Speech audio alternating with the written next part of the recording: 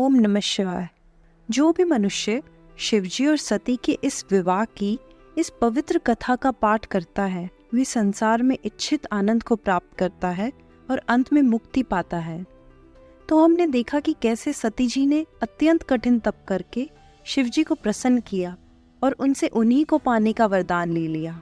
आज हम देखेंगे कि इसके बाद शिवजी और माँ सती का विवाह किस तरह हुआ। शिवजी से वरदान पाके सती अत्यंत प्रसन्न होकर अपने घर पहुंची। सती की सखियों ने उनके माता पिता को सती का संपूर्ण वृतांत बताया और उसे सुनकर उनके माता पिता भी अत्यंत प्रसन्न हुए। जब ब्रह्मा जी को यह वृतांत मालूम हुआ तो वे प्रसन्न होकर शिवजी के पास गए और वहां हाथ जोड़कर उनकी बहुत स्तुति की तथा निवेदन किया कि मुझे क्या आज्ञा है। शिवजी ने उत्तर दिया, हे ब्रह्मा, सती ने हमारी बहुत आराधना की है तथा हमने उनको वर दिया है, सो तुम दक्ष प्रजापति के पास जाकर कहो कि यह हमारे विवाह की तैयारी करें। यह कहकर शिवजी ने उन्हें विदा किया।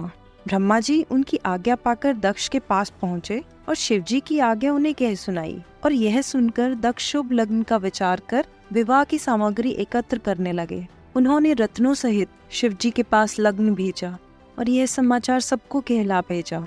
यह देखकर गण अत्यंत प्रसन्न होकर इधर उधर दौड़ने लगे और दोनों ही ओर से पूरी तैयारी हुई और शिवजी बारात सजाकर दक्ष प्रजापति के नगर की ओर चले। बारात जब दक्ष प्रजापति के नगर के निकट पहुंची तब शिवजी ने सप्त ऋषियों को दक्ष के पास भेजा।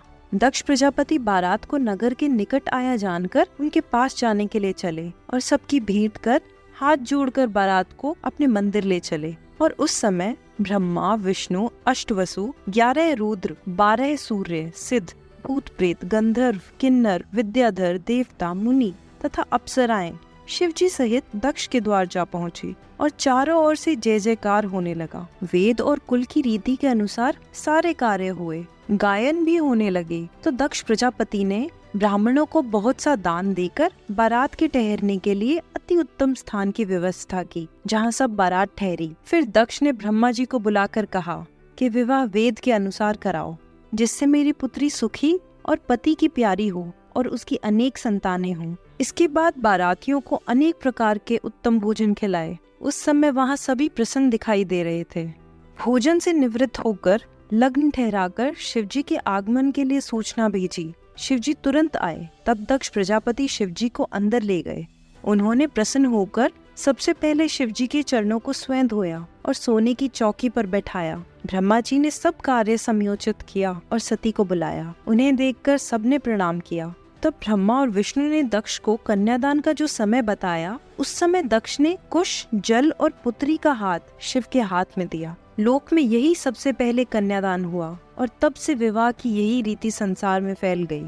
जिस समय शिवजी ने सती का हाथ अपने हाथ में लिया, उस समय मुनि प्रसन्न होकर शिव और सती का जय घोष करने लगे तथा पुष्प वृष्टि हुई। अनेक प्रकार के बाजे बजने लगे। दक्ष प्रजापति ने दहेज स्वरूप बहुत सी उत्तम वस्तुएं, अमूल्य रत्न आदि दिए।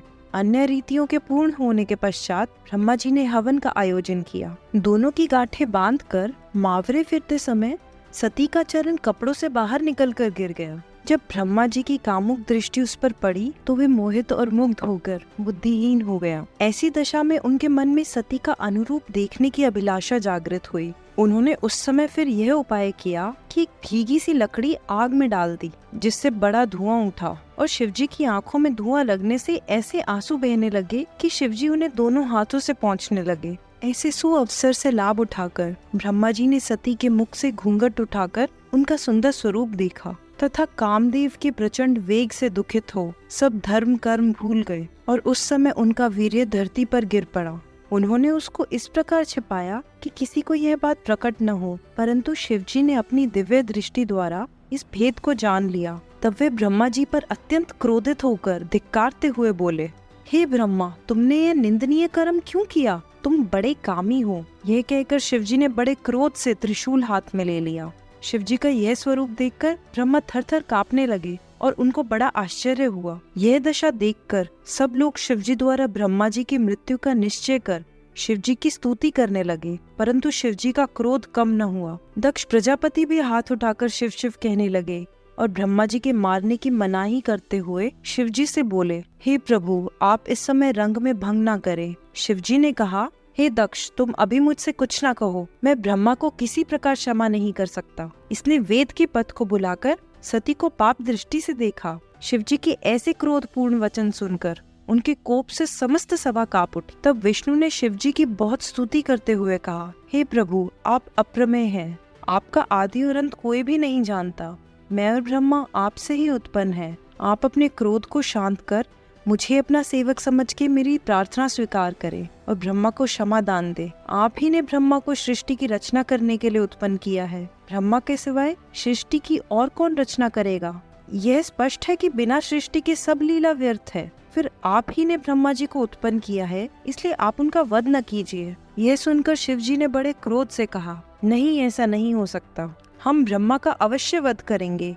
हम स्वयं सृष्टि की रचना करेंगे और दूसरा ब्रह्मा उत्पन्न कर सब लोगों में इस बात को प्रकट कर देंगे। हमको अब मत रोको, हमारा क्रोध कभी व्यर्थ नहीं जाता। शिव जी ने यह कहकर अपना समस्त शरीर जलती हुई अग्नि के समान कर दिया। देवता और मुनि ऐसा कोई भी नहीं था जो उस स्वरूप को देख सकता। ब्रह्मा तो जैसे शिव रूप में ही समा गए। दक्ष को भी अति खेद से सब आनंद विस्मरण हो गया। उसने अत्यंत दुखी होकर शिव जी के चरण कमलों का ध्यान करके बहुत प्रार्थना की। विष्णु जी ने ब्रह्मा जी को शिव जी के चरणों के नीचे डाल दिया और उनसे बहुत स्तुति कराई और स्वयं भी स्तुति की। वे बोले, मैं और ब्रह्मा दोनों आपके सेवक हैं। आप अपनी कृपा दृष्टि से हम दोनों की ओर देखिए। ऐसे आनंद उत्सव में किसी प्रकार का शोक उत्पन्न नहीं होना चाहिए। केवल आप ही हमारे रक्षक हैं। अब जो आप उचित समझे वही वर दीजिए।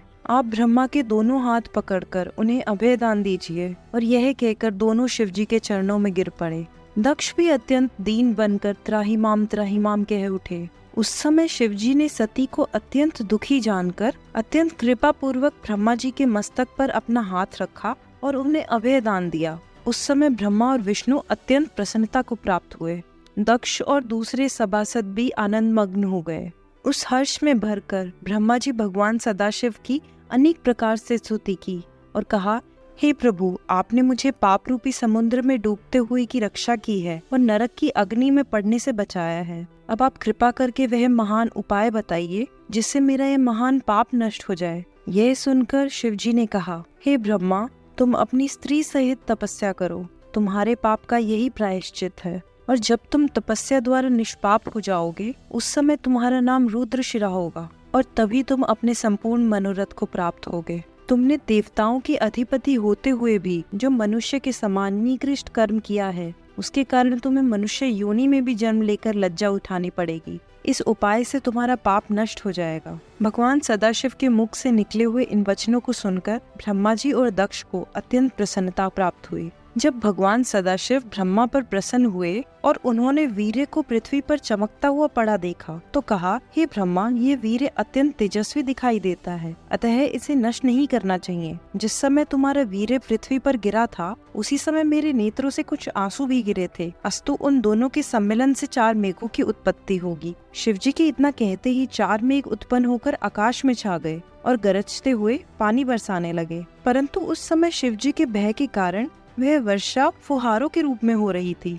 उस वर्षा को देखकर शिवजी और सभी लोग अत्यंत प्रसन्न हुए और सर्वत्र आनंद भर गया। और उसके बाद शिवजी की आज्ञा अनुसार विवाह की अन्य रीतियां पूरी कराई गई। ये सब हो जाने के बाद विवाह के बाजे फिर पहले की भांति बज उठे। उस समय सबने शिवजी की स्तुति करते हुए कहा, हे प्रभु, जिस प्रकार शब्द और अर्थ में कोई भेद नहीं है, उसी प्रकार आप में और शक्ति में भी कोई अंतर नहीं है। आपकी कृपा से इस संसार में किसने क्या नहीं पाया। आप संपूर्ण जीवधारियों के पिता हैं और भगवती शक्ति संसार की माता है। इस स्तुति को सुनकर शिव और शक्ति अत्यंत प्रसन्न हो सब लोगों पर कृपा दृष्टि की वर्षों करते हुए कैलाश पर्वत को चल दिए और सती ने अपने भवन में प्रवेश किया। उस समय चारों ओर से जय जयकार की ध्वनि सुनाई पड़ने लगी। ब्रह्मा जी और विष्णु जी ने शिव जी और सती को एक ही सिंहासन पर बिठाया। उस समय नृत्य और गायन होने लगे। शिव जी ने सबकी मनोकामना पूर्ण करते हुए जिसने जो जो मांगा उसे वही वस्तु प्रदान की। फिर सब लोग उनका यश वर्णन करके अपने अपने घर लौट आए। भगवान सदाशिव का यह चरित्र प्राणियों को मुक्ति देने वाला है। इस प्रकार श्री त्रिशूल पाणी सती के साथ विहार करते हुए कैलाश पर्वत पर रहते हैं और सृष्टि के उपकार के निमित्त अनेक प्रकार की कथाएं कहते हैं। जो भी मनुष्य शिव और सती के विवाह की इस पवित्र कथा का पाठ करता है वह संसार में इच्छित आनंद को प्राप्त कर अंत में मुक्ति पाता है।